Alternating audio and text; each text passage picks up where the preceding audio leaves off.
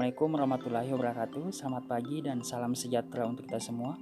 Perkenalkan, nama saya Amardani, NIM 17024055175, mahasiswa program studi agribisnis semester 7, Fakultas Pertanian Universitas Cokroaminoto Palopo. Pertama-tama saya ucapkan terima kasih kepada Ibu Dr. Marlina Bakri, MPD, selaku dosen pengampu mata kuliah berpikir sistem. Nah, pada kesempatan kali ini saya akan menjelaskan suatu materi berpikir sistem. Nah, sebelum saya jelaskan, adapun judul yang saya akan jelaskan yaitu media pembelajaran berpikir sistem. Kemudian media pembelajaran berpikir sistem terbagi lagi menjadi 4 poin. Yang pertama, analisis sistem. Yang kedua, pendekatan sistem. Yang ketiga, dinamika sistem. Yang keempat, berpikir sistem dalam pembelajaran. Langsung saja saya masuk pada media pembelajaran berpikir sistem. Di sini ada 3 ahli yang berpendapat tentang media pembelajaran berpikir sistem. Yang pertama, menurut Mahmud Kilana dan Pujastuti 2016, media adalah alat komunikasi guna lebih mengertikan proses dalam hal belajar mengajar. Kemudian menurut Afrida Pane dan Muhammad Basopan 2017, pembelajaran adalah proses interaksi antara pengajar dan peserta didik dengan bahan pelajaran, metode penyampaian, strategi pembelajaran, dan sumber belajar dalam suatu lingkungan belajar. Kemudian menurut Wellner R. dan Crispto M. 2010, berpikir sistem adalah kemampuan individu menganalisa permasalahan secara menyeluruh dalam suatu sistem, mengambil kesimpulan untuk selanjutnya dipertimbangkan hubungan dari komponen satu dengan yang lain yang menunjukkan suatu hasil secara keseluruhan. Kemudian saya masuk pada poin selanjutnya, yaitu analisis sistem.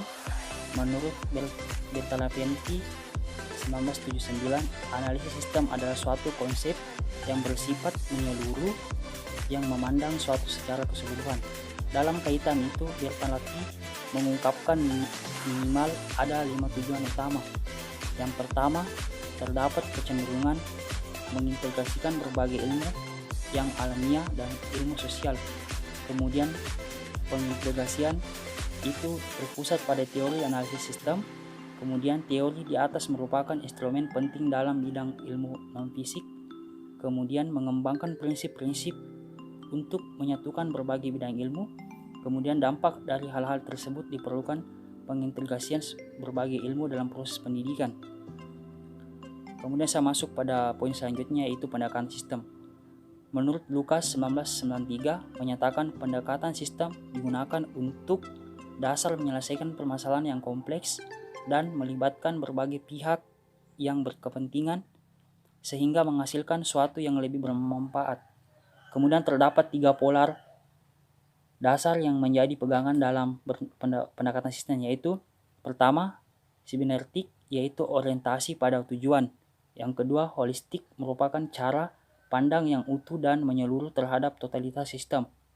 Kemudian yang ketiga, efektif, dia aman, suatu sistem harus mementingkan hasil guna yang operasional serta dapat dilaksanakan bukan sekedar pendalaman teoritis.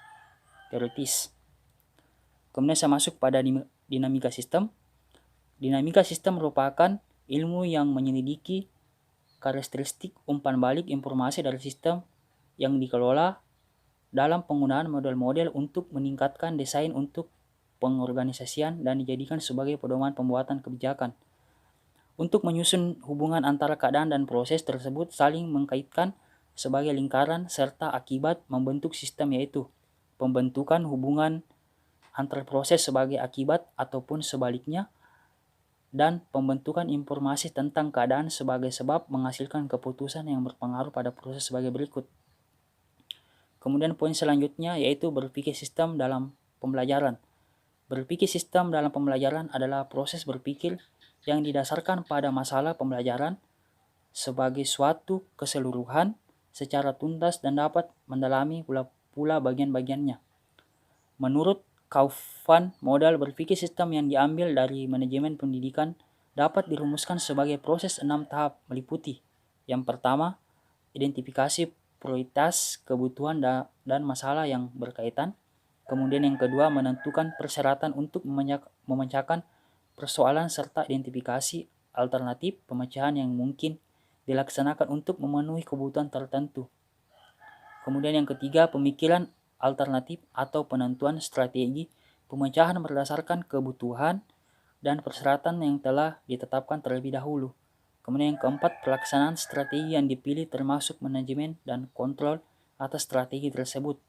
Kemudian yang kelima, penilaian keaktifan hasil karya berdasarkan kebutuhan dan persyaratan yang telah ditetapkan terlebih dahulu. Kemudian yang keenam, penyempurnaan satu atau keseluruhan langkah di muka untuk menjamin bahwa sistem pendidikan itu bersifat responsif, efektif, dan efisien. Baik, mungkin itu yang dapat saya jelaskan. Kurang lebihnya, mohon maaf dan terima kasih.